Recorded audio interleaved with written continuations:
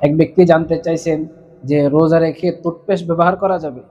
উত্তর হচ্ছে, কোনো ব্যক্তি যদি রোজা রেখে টুথপেস্ট ব্যবহার করে তার রোজা ভাঙবে না, কিন্তু তার রোজাটা মাকরু হয়ে যাবে। কোনো ব্যক্তি যদি রোজা রেখে যদি টুথপেস্ট ব্যবহার করে তার রোজাটা মাকরু হয়ে যাবে, তার রোজা ভাঙবে না।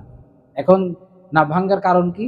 না ভাঙ্গার কারণ হচ্ছে যে যে জিনিসটি দিয়ে সে টুথপেস্ট হিসেবে ব্যবহার করতেছে ওইটা গলার নিচে যায়নি।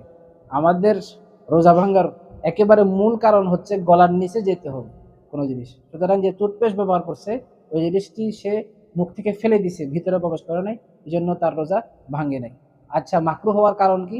মাকরু হওয়ার কারণ এটাই যে ওই ব্যক্তি রোজা রাখছে এমন এক বিষয় সে অবলম্বন করছে, এমন এক জিনিস সে ধরছে যে জিনিসটার কারণে তার রোজাটা ভেঙে যাওয়া 99% হয়ে গেছিল। 99% সম্ভব ছিল যে রোজাটা ভেঙে যাবে, একটুর জন্য ভাঙে নাই। কারণ যখন ব্রাশ করে মানুষের যে টুথপেস্ট আছে এটার কোনো একটা অংশ ভিতরে যাওয়ার প্রবল সম্ভাবনা থাকে। ওই ব্যক্তি ওই কাজটা করার কারণে, অর্থাৎ রোজা ভাঙ্গার সুনিশ্চিত 100% থেকে 99% ভাঙানোর একটা সম্ভব ছিল, এই জন্য এই কাজটা করার কারণে রোজাটা মাকরুহ হয়েছে।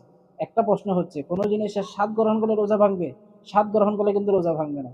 যদি স্বাদ গ্রহণ করলে রোজা ভাঙতো, আমরা যে কুলি করি এর কারণে কিন্তু রোজা ভেঙে যাওয়ার কথা ছিল। কারণ কুলিরও একটা পানি, যে পানির মধ্যে একটা স্বাদ আছে, ওই পানির স্বাদের কারণে কিন্তু রোজা ভাঙতেছে না। সুতরাং কুলি করলে যখন রোজা ভাঙতেছে না, কোনো জিনিসের স্বাদ যদি মুখের মধ্যে আসে রোজা ভাঙবে না। যে তদরূপ পেস্ট, এটা একটা স্বাদ, এটা মুখের মধ্যে আসতেছে, রোজা ভাঙতেছে না। আমরা অনেক সময় এই সমুদ্রের পাড়ে যাই, সমুদ্রের পাড়ে অজু করি, তো অজু করার কারণে এটার পানি লবণাক্ত, এই পানি দিয়ে কুলি করা যাবে, পানি দিয়ে কুলি করা যাবে, এই লবণাক্ত পানির কারণে রোজা কিন্তু ভাঙতেছে না, কারণ এটা স্বাদ আছে। স্বাদটা ভিতরে যতক্ষণ যাবে না ততক্ষণ কিন্তু রোজা ভাঙবে না। যতক্ষণ মুখে থাকবে ওতে ফেলে দিলে কিন্তু রোজা ভাঙবে না। তদুরূপ পেস্ট, ওটা একটা স্বাদ আছে কিন্তু ভিতরে যাচ্ছে না, ইনশাল্লাহ রোজা ভাঙবে না।